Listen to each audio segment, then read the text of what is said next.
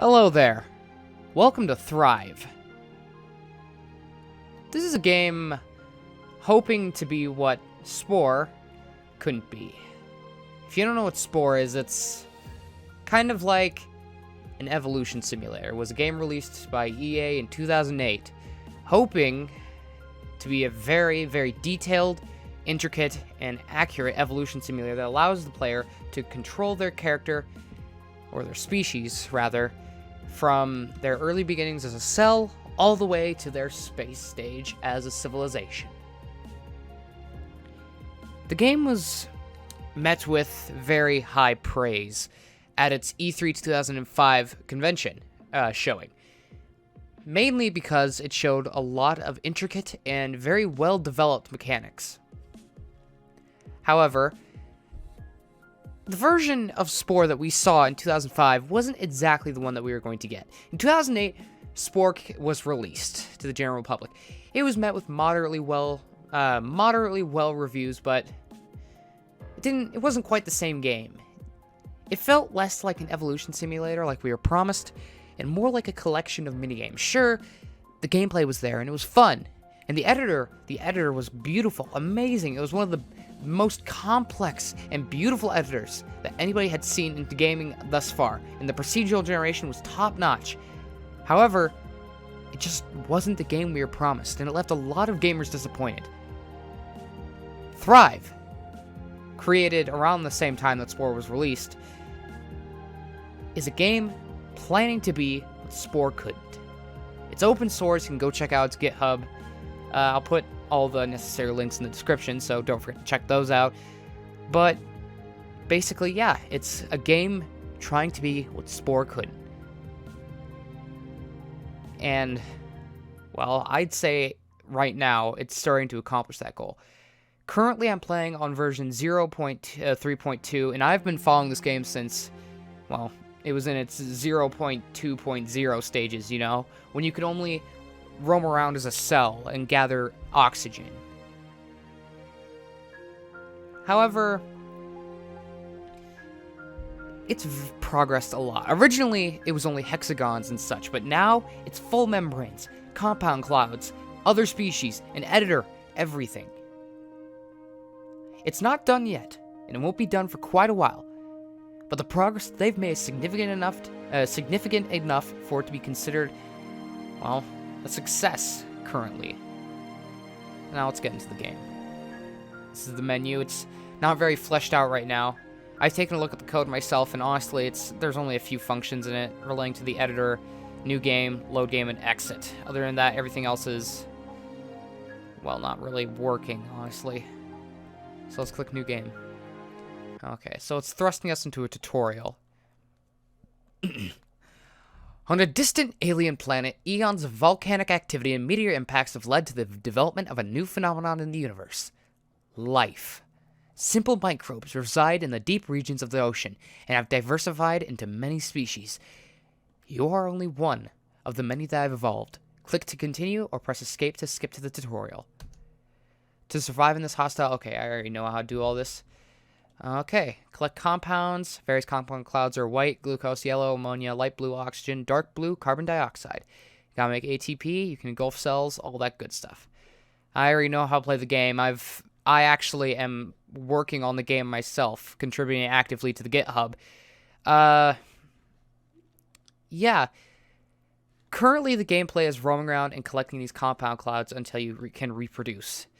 Now, the controls are pretty simple. It's basically just WASD plus rotating by pointing the mouse cursor in which direction you want to travel.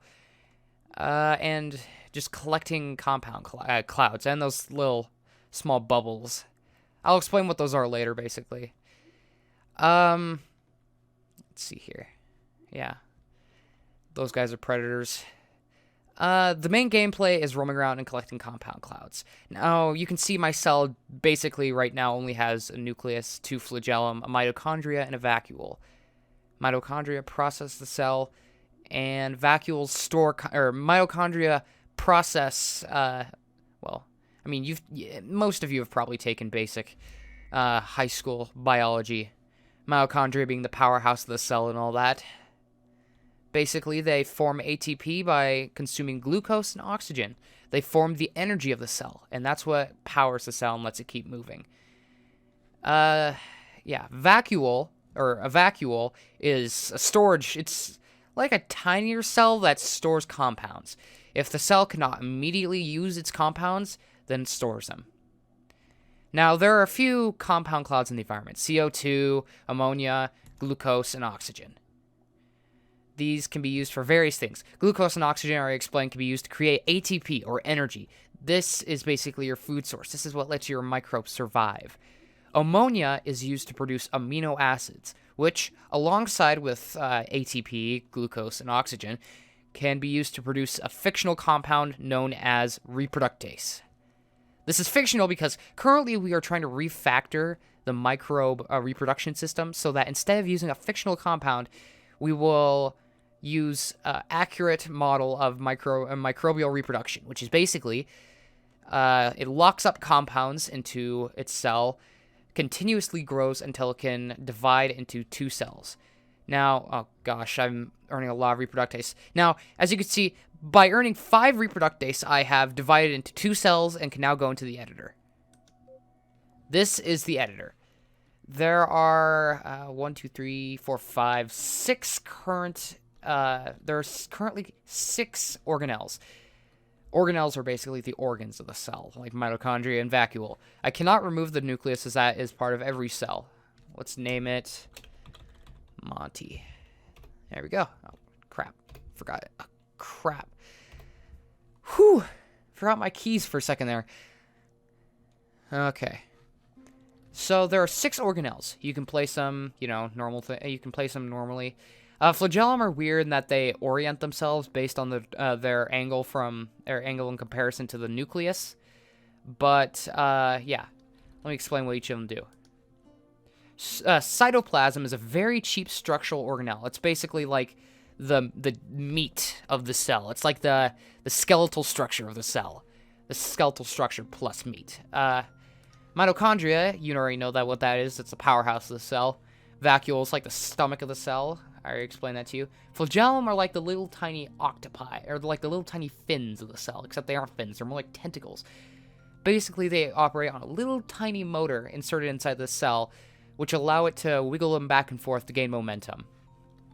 Chloroplasts, I actually unlock those in-game. Those little floating things that you saw are actually, they're actually organelles that you can unlock when you pick them up. I haven't unlocked the toxin vacuole because I haven't gone over enough of them, but I did unlock the chloroplast. The chloroplast is what's used by plant cells to intake CO2 and exhale oxygen. It can also be used to create glucose. Now, I think I want to go for a speedy cell. Each generation, quote-unquote, or every time you enter the editor, you get 50 mutation points. These basically reflect how much your cell can change in one evolutionary cycle. By using symmetry to place 2 opposite flagellum, I have already used up all of my mutation points. Let's see here. Okay, my cell has been done. My cell has been created. My son. I will call him my son from now on. My son has been created. He has 4 flagellum, which means that he is going to be extra speedy. However, you have to keep in mind that more flagellum means more ATP intake. Because ATP is not only just created, it's also used. ATP is used for movement. It's used for living. Just standing still and doing nothing can consume ATP because your cell has to use that energy to keep itself bonded together inside of its membrane. Without ATP, the cell does not have enough energy to mend itself together into one cohesive unit. That being said, the cell is done, so let us spawn. In the current master branch of the editor, I would, instead of generating as Monty1, it would have generated Monty as my genus. And, okay, I just picked up a toxin vacuole. It would have generated Monty as my genus and then generated a random species name out of 15,000 possible combinations, including Thrivium. Other than what I've shown you, there's not truly a lot of gameplay, because currently it's kind of just a microbe simulator, swimming around, gathering compounds, making sure you have enough reproductase. I need ammonia, by the way. So let's just go grab some ammonia, swim through a cloud of it. There's a few other features I haven't covered, like the ability to press P to spam reproduction, or the ability to press F2 to go straight into the editor. Currently, inside the main branch, there is species name generation. I already told you about that. But not only that, but inside of a separate branch that will be merged soon, there is a free build editor, which is basically like the creature creator from Spore, in the way that it allows you to use infinite mutation points to create whatever microbe you so desire. Okay. I can go in for a second time, so what I think I will do is add a toxin vacuole so I can become a predator. I have 10 left, so I think I'll use that to put a bit of cytoplasm in. Okay. We can undo it. These are undo buttons. There we go. Now my microbe is more of like a box, like a rectangular shape. It's still more tapered off at the front end than it is at the back end, but we can deal. Now, what I've just added on is a toxin vacuole that allows me to become a predator, or basically prey on other life forms. So let's go find a smaller one that I can take down. Oh, here's previous generation of my species. Basically, I can press E to send toxins out, and oh crud, oh crud, oh crud. Toxins, I can send toxins out which deplete the health of a cell until it is no longer able to keep its cohesive form together. Now, the second form of predating is known as engulfing. If you press the E key, or G key, E key is for firing toxins. If you press the G key, you can basically wrap your cell around the opposing cell. What that does is, inside of real life, and hopefully inside the later game, what it does is it engulfs the cell inside, basically wraps your cell around that other cell, and uses several different processes to be able to digest that cell inside of your cell. So what it does is it basically breaks down your cell until it can, the enemy cell, until it can literally no longer form itself. And it's just a bunch of free-floating basic compounds like glucose and all that. Okay. In-game currently, though, it just, you know, floats over until their health depletes. You know, all that good stuff. Okay. I can place 2 chloroplasts down, so I've become a bit like there's a species of slug out there that's, can't remember the name of it, but it absorbs its, the most basic way I can describe this is it's a plant-animal hybrid. So not only do I have 1 mitochondria to process glucose and oxygen to create CO2, I now have 2 chloroplasts to convert all of that CO2 back into chemical energy and CO2 and glucose, and oxygen and glucose. Now the thing about this is chloroplasts work much, much less efficiently. That's why you see like these cells having like that's why you see these cells having like only 2 regular organelles and then 6 chloroplasts. Because for them, it's more efficient to have it's more efficient to have more chloroplasts, is what I'm trying to say. Okay. There's not a lot of commentary you can give on this game, other than that those guys are predators and that this guy is prey. I think I'm going to go absorb him now. Okay, let's see here. Hopefully I won't get a lot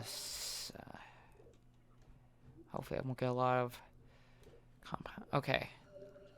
The thing is, I've gotten big enough now so I can start absorbing the plants, which makes me sort of like an autotroph, if that makes any sense. Not an autotroph. Well, I am already technically an autotroph, considering I do have chloroplasts, but it makes me a heterotroph. I think in the first trophic level, if I'm correct. And I remember my trophics from, my ecology from basic 9th grade biology. Okay. Yeah.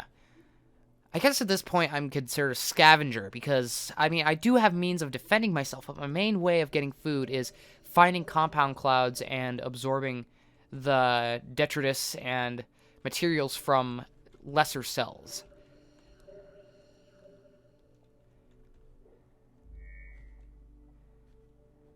The thing about the plant cells is that since they have so many chloroplasts, they are absolutely chock full of different materials required for mitochondrial processing.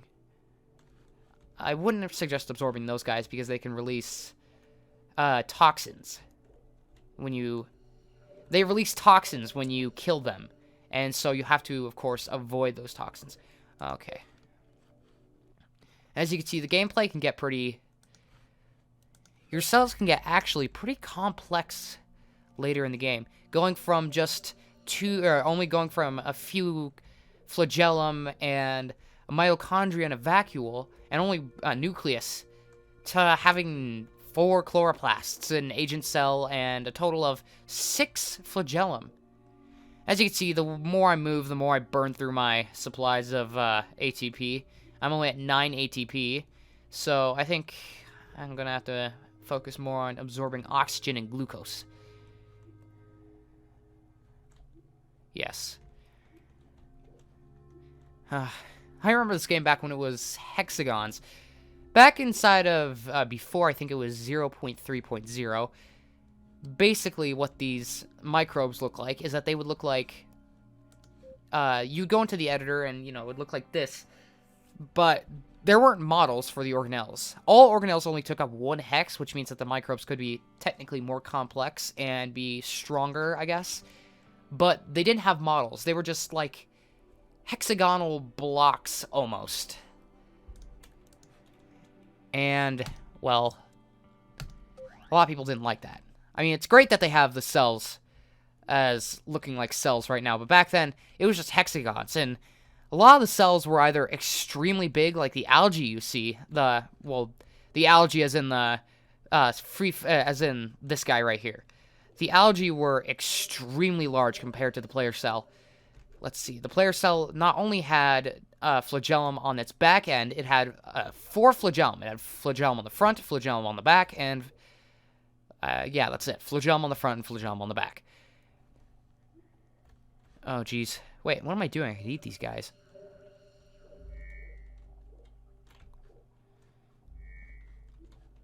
Okay. Eventually, after gaining... or after really sitting down and looking at the theories around, and prototyping and making sure we really understood how to do a dynamic membrane, the Thrive team, I wasn't on at the moment, or at that time, decided and finally implemented decided that they would implement dynamic membranes and finally actually do it. So, you know, we have the membranes that we have today, which work relatively well, honestly. I personally would prefer if they wrapped a bit tighter and were a little less jiggly, because even though in the end goal for these membranes is for them to react to, for instance, bumping into that cell right there, that would have caused my membrane to shift and my organelles to move around a bit. Not exactly move around completely from their states, you know, like this mitochondria wouldn't go from back to front, but I imagine that, well, I would personally prefer that it was a little less jiggly currently, but maybe that's because I'm a bit partial to Olive River's prototype.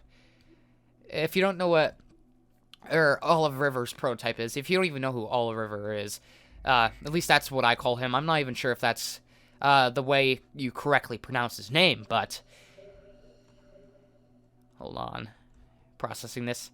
A while back, near the beginning of this project, before any good coding was started, he made a prototype using art from a few members, like Skiont and such, and created a pretty good-looking prototype, honestly.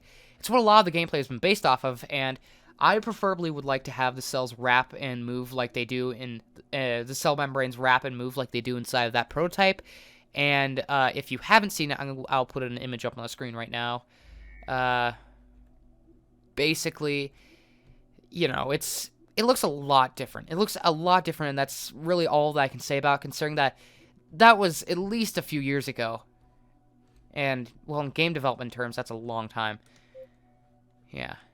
I think I've just about exhausted every possibility I could with this game, so I think I might make a part 2 on this, really explaining what exactly my part in this is, because Thrive is a really fun part of my life right now. It's keeping me distracted from all my sophomorean duties.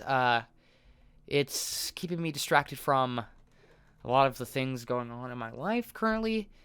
And, well, it's just fun for me to be able to learn how to program at a reasonable and decent pace. I already knew how to program, but Lua and C++ aren't exactly first languages. I would consider Python more like that. So, I guess if there is a part 2, if I ever get around to making it, it will be about me really just taking a look at... It would be about me just taking a look at what I do, what my contributions have been, and really updating on what the state of the project is. Because I feel like I would like people to know. This project is very, very well made, and it has a ton of talented, very, very talented people working on it to make sure that the end goal is exactly what we want it to be. A very diverse, rich, and realistic, but also fun and engaging evolution simulator that aims to be what Spore couldn't be. Hopefully, in the future, we can get to that point. And if there's a next video, I'm going to explain exactly what we're doing right now to get there, and what my contribution has been to get there. Hopefully, in the future, I'll be able to do more and more quote-unquote Let's Plays of Thrive. More like, Let's Showcase. And, well, hopefully in the future, I can proudly look back at this video and tell you guys that we've come far. See ya!